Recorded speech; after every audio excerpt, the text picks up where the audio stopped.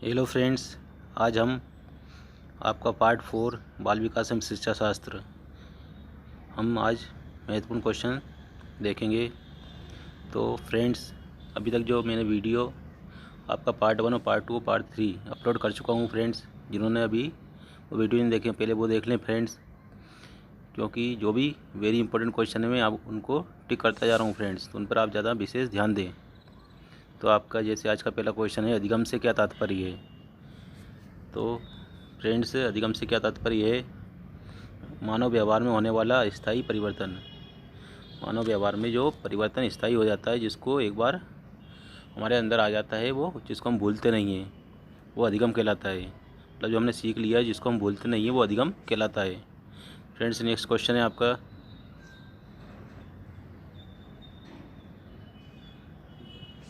Friends सबसे पहले तो ये आपका इम्पोर्टेंट क्वेश्चन है। ये आपका अधिगम क्या होता है, तो अधिगम आपसे पूछा जा सकता है। तो ये आपका एमपी क्वेश्चन है फ्रेंड्स। क्वेश्चन नंबर 26, अधिगम पूर्ण कब होगा। तो कब पूर्ण होगा फ्रेंड्स, मानव व्यवहार में स्थायी परिवर्तन हो जाए। मानव व्यवहार में जब स्थायी परिवर्तन हो जाता है, कोई चीज़ वो सीख लेता है, तो उसको अधिगम को पूर्ण माना जाएगा। क्वेश्चन नंबर 27, संज्ञान किसे कहते हैं।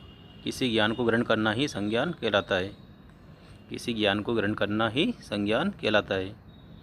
फ्रेंड्स, आपका नेक्स्ट क्वेश्चन है 28, व्यवहारवादी मनोविज्ञान के जनक कौन है। तो व्यवहारवादी मनोविज्ञान के जनक कौन है फ्रेंड्स, वाटसन। नेक्स्ट क्वेश्चन है आपका क्वेश्चन नंबर 29, मनोविज्ञान के जनक कौन है। तो फ्रेंड्स, सिगमंड फ्रायड जो है वो मनोविज्ञान के जनक है। तो फ्रेंड्स, क्या है आपका क्वेश्चन प्रश्न नंबर 29, मनोविज्ञान के जनक कौन है। तो मनोविज्ञान के जनक कौन है फ्रेंड्स, सिगमंड फ्रायड। तो ये भी आपका इम्पोर्टेंट क्वेश्चन है फ्रेंड्स, ये आपका इम्पोर्टेंट क्वेश्चन है। क्वेश्चन नंबर 30, मनोविश्लेषणात्मक मनोविज्ञान के जनक कौन है। तो फ्रेंड्स, मनोविश्लेषणात्मक मनोविज्ञान के जनक कौन है, ये भी मनोविज्ञान या मनोविश्लेषणात्मक दोनों के ही जो जनक है वो सिगमंड फ्रायड हैं। तो ये भी आपका आईएमपी क्वेश्चन है फ्रेंड्स। क्वेश्चन नंबर 31, शिक्षा का निःशुल्क एवं अनिवार्य शिक्षा अधिनियम के तहत कितने वर्ष के बच्चों को निःशुल्क शिक्षा दी जाती है। तो फ्रेंड्स, जो बालक है उसको 14 वर्ष तक निःशुल्क शिक्षा दी जाती है। जो आरटी का नियम है, आरटी के नियम के अनुसार जो शिक्षा का अधिकार 2009 है, उसके अनुसार 6 वर्ष से 14 वर्ष तक का जो बच्चा होता है उसको क्या दी जाती है फ्रेंड्स, उसको निःशुल्क शिक्षा दी जाती है।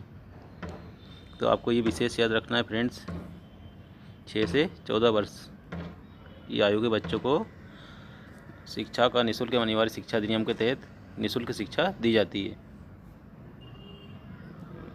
ये आपका वेरी इंपॉर्टेंट है।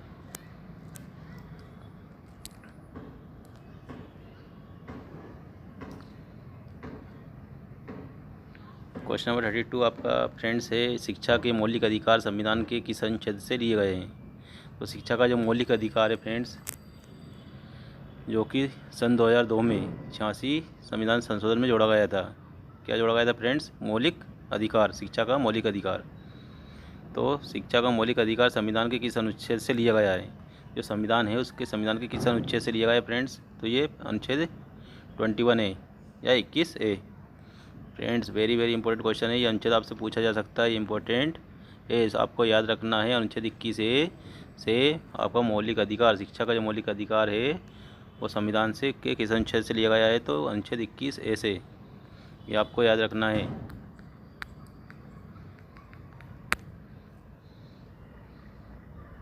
नेक्स्ट क्वेश्चन है फ्रेंड्स आपका, CBSE कब बना।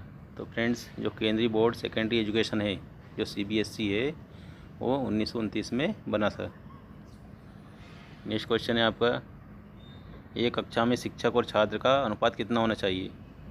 तो फ्रेंड्स, एक कक्षा में जो शिक्षक और छात्र का अनुपात क्या होना चाहिए फ्रेंड्स, तो जो नियम है फ्रेंड्स, 40 विद्यार्थी पर एक शिक्षक होना चाहिए। तो मतलब 1:40, एक शिक्षक और 40 विद्यार्थी, 40 विद्यार्थी पर एक शिक्षक होना चाहिए, 1:40 होना चाहिए शिक्षक और छात्र का अनुपात। फ्रेंड्स ये भी आपका वेरी वेरी इंपॉर्टेंट, ये आपसे अनुपात पूछा जा सकता है। शिक्षकों के लिए रिफ्रेशर कोर्स का आयोजन कौन करता है? तो शिक्षकों के लिए रिफ्रेशर कोर्स का आयोजन सीबीएसई बोर्ड करता है। नेक्स्ट क्वेश्चन है आपका, शिक्षा मनोविज्ञान का उद्देश्य क्या होता है? तो शिक्षा मनोविज्ञान का उद्देश्य क्या होता है फ्रेंड्स? बालकों का सर्वांगीण विकास। नेक्स्ट क्वेश्चन है आपका, अज्ञात से ज्ञात की ओर किस विधि में जाते हैं? अज्ञात जो हमें पता नहीं है, उस पता नहीं से पते की तरफ जाते हैं हम, मतलब अज्ञात से जो ज्ञात नहीं है उससे हम ज्ञात की तरफ जाते हैं। तो उस विधि को क्या कहते हैं फ्रेंड्स? विश्लेषण विधि। विश्लेषण विधि, ये भी आपका आईएमपी क्वेश्चन है फ्रेंड्स। अज्ञात से ज्ञात की ओर, तो ये कौन सी विधि है फ्रेंड्स? विश्लेषण विधि, याद रखना है आपको ये। ज्ञात से अज्ञात की ओर, फ्रेंड्स जो ज्ञात से हमें पता है और उससे हम अज्ञात की तरफ जाते हैं जो पता नहीं है उसकी तरफ, तो वो कौन सी विधि होती है फ्रेंड्स? वो संश्लेषण विधि होती है। कौन सी विधि होती है फ्रेंड्स? संश्लेषण विधि। ये भी आपकी आईएमपी फ्रेंड्स, याद रखना है इसको भी आप। ज्ञात से जब हम पता है और उससे हम जो पता नहीं उसकी तरफ जाते हैं तो वो कौन सी विधि है? संश्लेषण विधि। सामान्य से विशिष्ट की ओर कौन सी विधि होती है?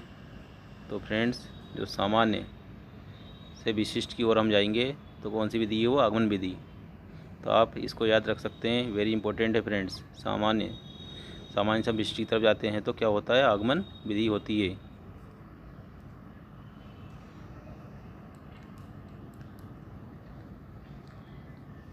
Very very IMP friends. और विशिष्ट से सामान्य की ओर जाते हैं तो कौन सी विधि है? जो विशिष्ट है उससे हम सिंपल की तरफ जाएंगे, सामान्य की तरफ जाएंगे तो वो निगमन विधि है। निगमन विधि, वेरी वेरी इंपॉर्टेंट फ्रेंड्स। आपकी जो आगमन और निगमन विधि दोनों वेरी वेरी इंपॉर्टेंट है फ्रेंड्स।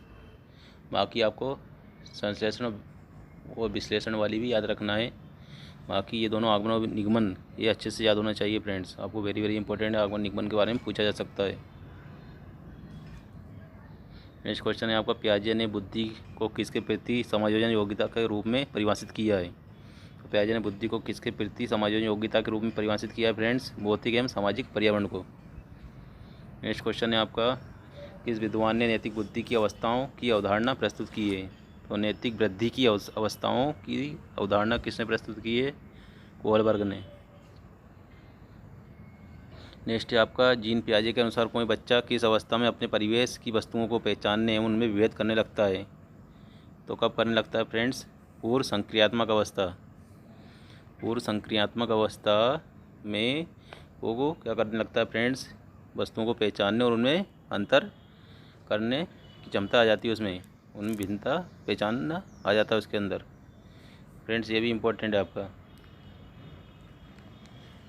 पूर्व संक्रियात्मक अवस्था होती है, उसमें वो वस्तु को पहचानना सीख जाता है और विभेद करना सीख जाता है। वाइगोस्की के अनुसार बच्चे अपने साथी समूह के सक्रिय सदस्य कब बन जाते हैं?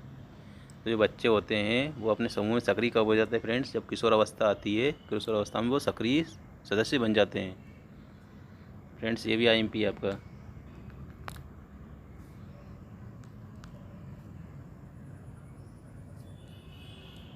फ्राइड के अनुसार किसी बच्चे में सामाजिकरण की प्रक्रिया हेतु सर्वोत्तम आयु होती है? तो फ्राइड के अनुसार किसी बच्चे में सामाजिकरण की प्रक्रिया हेतु सर्वोत्तम आयु कौन सी होती है फ्रेंड्स? 5 वर्ष। नेक्स्ट है आपका, बालकों के नैतिक विकास को समझने के लिए जीन पियाजे ने कौन सी विधि को अपनाया? तो यदि हमें बालक का नैतिक विकास समझना है तो उसका हम किस विधि द्वारा समझ सकते हैं फ्रेंड्स? साक्षात्कार विधि। मतलब हम उसका परिचय लें। परिचय में पहले हमने जो परिचय 2 महीने बाद पहले उससे परिचय लिया, उस समय हमने देखा था उसमें कितना नैतिकता थी, और 2 महीने बाद जब हमने उसको नैतिकता की शिक्षा दी, 2 महीने बाद फिर हम उसका साक्षात्कार लें, उसका परिचय लें, तो उसमें हमको समझ में आ जाएगा कि उसमें कितना नैतिक विकास हुआ है। तो इस तरह से जो आपका क्वेश्चन है, बालक के नैतिक विकास को समझने के लिए जीन पियाजे ने कौन सी विधि को अपनाया? तो साक्षात्कार विधि। फ्रेंड जो साक्षात्कार विधि होती है उसमें ये समझ में आ जाता है कि बच्चे के अंदर नैतिक विकास कितना हुआ है। नेक्स्ट क्वेश्चन है आपका, तो फ्रेंड्स ये भी आपका IMP क्वेश्चन है। 7, बच्चे दुनिया के बारे में अपनी समझ का सृजन करते हैं। बच्चे जो हैं वो दुनिया के बारे में अपनी समझ का सृजन करते हैं। यहाँ किस विद्वान का कथन है? जीन पियाजे का। आपका क्वेश्चन नंबर 48, यहाँ कथन किसका है कि ज्ञानात्मक विकास नकल पर आधारित न होकर खोज पर आधारित होता है। जो ज्ञानात्मक विकास होता है, जो ज्ञान का विकास होता है, वो नकल पर नहीं होता बल्कि वो खोज पर आधारित होता है। किसने कहा फ्रेंड्स? जीन पियाजे ने। क्वेश्चन नंबर 49, सामाजिक अधिगम का सिद्धांत किसने विकसित किया? तो सामाजिक अधिगम का सिद्धांत बंडूरा ने प्रस्तुत किया। आपका लास्ट क्वेश्चन है, वाइगोत्स्की के अनुसार किसी बालक के विकास में सबसे महत्वपूर्ण योगदान किसका होता है? तो वाइगोत्स्की के अनुसार किसी बालक के विकास में सबसे महत्वपूर्ण योगदान किसका होता है फ्रेंड्स? समाज का। तो ये आपके आज के क्वेश्चन थे फ्रेंड्स। तो यदि आपने अभी तक मेरे चैनल को सब्सक्राइब और बेल आइकन नहीं दबा ले फ्रेंड्स, ताकि आपको इसी तरह आपको इम्पोर्टेंट क्वेश्चन मिलते रहें और आपको इससे ये भी नॉलेज होगा फ्रेंड्स कि कौन सा क्वेश्चन ज़्यादा इम्पोर्टेंट है। तो इस तरह से मैं आपको बताता जा रहा हूँ जिस पे ज़्यादा आपको फोकस करना है। जिन क्वेश्चनों पर आपको फोकस करना है वो मैं आपको टिक करवाता जा रहा हूँ फ्रेंड्स, तो उनको आप अच्छे से देखें। तो थैंक्स फ्रेंड्स, धन्यवाद।